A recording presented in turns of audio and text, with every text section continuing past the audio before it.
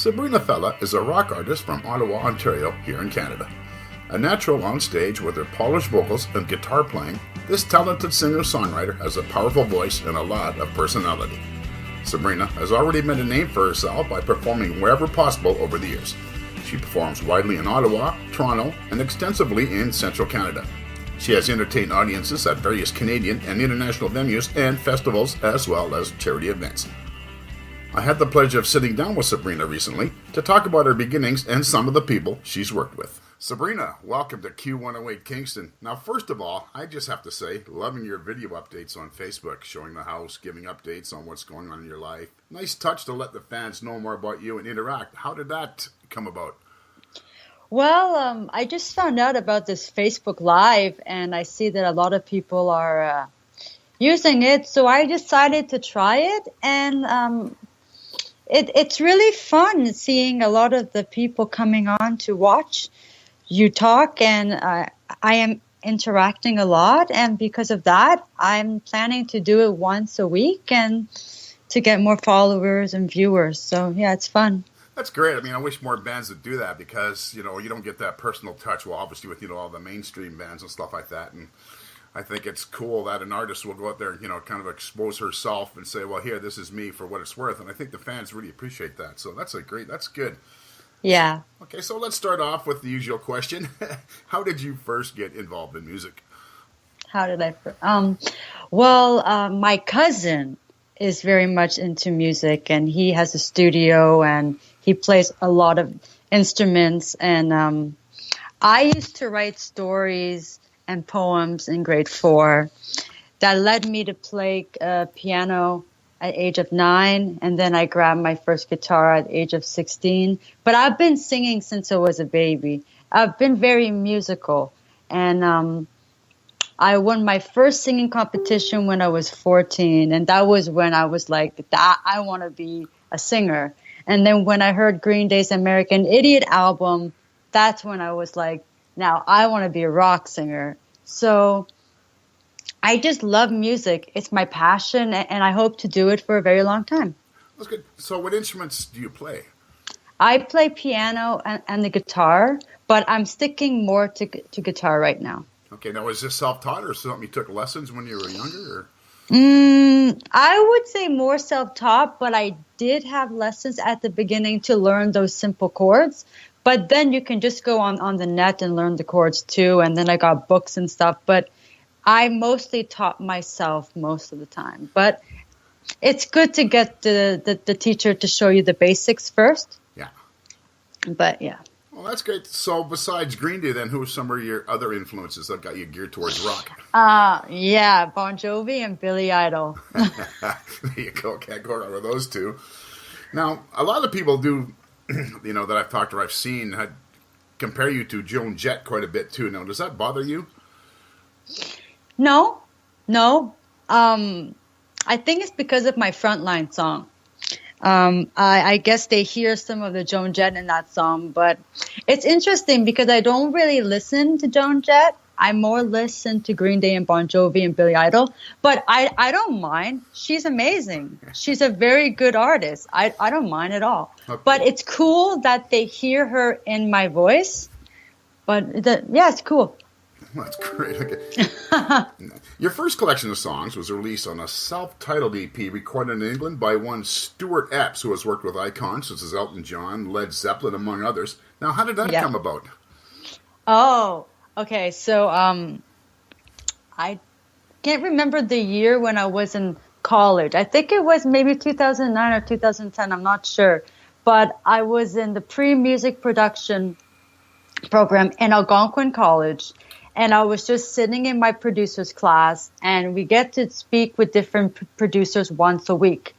And we were Skyping with Stuart Epps, and I didn't know he could see me. I was in the corner, and the camera was towards the class, but he was asking questions, and I was raising my hand, who writes, who sings, who, plays an instrument. And somehow he just picked me out of the blue just to talk. And then he asked me some questions. And then out of nowhere, in front of the class, he says, "Could I hear your music?" And then I got his email after class, and then a year or so later, I recorded the record. It just happened at the right time, the right day. I was so shocked. No doubt. But it does happen. These things do happen, and you don't even know when it's going to happen. So, how was Stuart to work with? Amazing. The band was hilarious. And they were making fun of my accent because they're British and and I'm Canadian, and I'm trying to speak, and then I sometimes get that British accent because I'm there. So it's kind of funny, but it was a lot of fun. And the thing I liked about Stuart was he wanted the record to sound the way I wanted it to sound. So he was giving me the chance to be free and to include what I wanted in my songs. So, it was great. Excellent. Now, you also worked with another big name, award-winning producer Chris Burkett, who produced your single Front Line. Now, Chris has worked with some big names as well, including Peter Gabriel, Quincy Jones, and Sinead O'Connor. Now, how did that collaboration come about? Okay. So, I was going to a songwriters night, SAC, I think, Songwriters Association. And I was looking for somebody to record a song. And I walked into the venue and I met somebody. I forgot his name, but I met this guy. And out of the blue, he says, I know this producer. His heart is in rock. He's perfect for you. He gave me his phone number or his email. Either way, I contacted him. And then right away, he booked me into his busy schedule, and it was amazing. It was amazing. Yeah. Yes. Okay. They're great. Yeah. Now, last February was a special time for you. A year ago, you traveled down to Nashville. So can you? Yes. Can you tell us what that trip was all about? Well, I got the opportunity to go to Nashville, and Nashville was beautiful. It's so nice. I went downtown Nashville. I saw the music scene. There's so many talented people down there. It was wicked. And I got to write songs. I got to record. I got to film my 2 acoustic videos. I even did a photo shoot for my record. So many nice people in the music industry there. Very, very nice people. Who were some of the people you worked with? I worked with Dolly Parton's producer. Wow. Kent Wells. Yes. He is really, really nice to work with, and he is helpful, and he gave me a lot of good advice, and I'm still using it today while I'm singing and stuff, so it's great. Good. Now, was that where Kiss is a Killer, the EP, was recorded? Yeah. Yes, it's a funny story because when the songwriter that I wrote it with thought of the title, and I told him that's the name of the record. Like it just hit me, and that was the first song that got accepted to be recorded. So I was so happy. Yeah. Oh, that's good. So tell us about some of the tracks on Kiss is a Killer. So there's Stuck Up, there's Didn't Last, there's Paradise Comes with the Price. That's about depression. I just wanted to explain that a bit. And my song Hurt. Excellent. So where does the inspiration for your songs come from? Pretty much what I did in Nashville, I brought all my songs that I wrote with me, but I wanted to write it from scratch. I thought that I didn't want to go backwards. I wanted to go forward. So I pretty much wrote about what I was going through or what I knew my friends or people were going through to put it on the record. Pretty much I just thought, I want to write about this, I want to write about that, and it all came out. And it all came out so nicely together. So, yeah. So what preparations do you do then when you're inspired to write lyrics and then turn them into a full-length song? I think about what I want to write about. Sometimes I think about the title, or I write the chorus first. It's very different every time I write a song. Sometimes I just write the song and then the title comes out. But I need to be inspired and know what I want to say first. And then I also need my guitar with me so I can strum some chords to help me out, and then it comes out easily. Now, is there a favorite time of the day or a special place where, you're with your guitar and that's where you get the most creative, or that, to say, okay, I'm going to go into the room now and get creative, or can you do it anywhere? I can be driving in my car and a melody comes up. I just record it on my phone. Okay, that's as long as you're not playing the guitar when you're driving. Okay, good. I don't think you can. Yeah, I know you can't text and drive. I've heard nothing about you can't guitar and drive. So. Oh yeah, I should try it. Okay, now you get out to a lot of venues. Now, what would you say the largest crowd is you've performed in front of? Ooh. I'm thinking here. Ooh. I've done the Ottawa Tulip Festival. Cool. And I've done the Youth Day Festival in Toronto, and that's a big crowd. So, and I've done the Blues Fest. I did it for 1 year. So, yeah, I think so. I don't remember my biggest crowd, but the festivals that I perform at it's crowded with people. Do you get stage fright at all? I get very anxious to go on stage. So once I'm done the first song, I'm fine. But stage fright, I faced that when I was young on stage.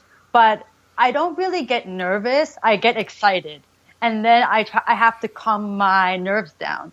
But I don't know. I get nervous if I have to go in front of a class to do a presentation. But singing is a different thing. It's my comfort zone. So. Well, that's good. So what are the typical crowd reactions when you're performing? I've had people sing the cover songs that I'm singing back at me. Cool. Which is good for me because they don't know my songs completely yet. But I was singing an Avril Lavigne song and they were singing with me. So I'm glad that they were enjoying it while I was singing it. And it's fun to have them sing back to you. And I've had people scream my name out of the blue. I love that. I try not to focus too much because I'm trying to sing, but I do see people waving and smiling and trying to get my attention. And I love it. And I had somebody once walk by, talk to me, and I had to stop for a second and talk back to them, and I continued. I've done that too. It's fun. That's good. Well, okay, so here we are into a brand new year, 2017. You've had 2 very successful EPs out. What lies ahead? I don't know. I'm probably going to write some more songs for my next record, hopefully for next year. I'm still thinking about what I'm going to do. Perform and keep doing my thing, and who knows what's gonna happen. That's good. I like that. Day by day. Yeah, exactly. I can't say anything yet, but things are in the works, definitely. Yeah. Well, then that's good. Then the Q108 listeners have something to look forward to. Oh yes, exactly. And just to kind of wrap things up here, where can people purchase your EPs? They can purchase it on iTunes, Sabrina Fallah. I'm on iTunes. Okay, perfect. Okay, Sabrina, listen, I really want to thank you for taking the time out of your hectic schedule and sharing with us an insight into one of Canada's, great rock artists. And I really, really hope to see you in the Kingston area someday.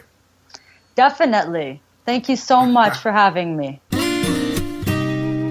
Hi, this is Sabrina Fallah, and you're listening to Q108 Kingston, where you get the best indie music. Hurt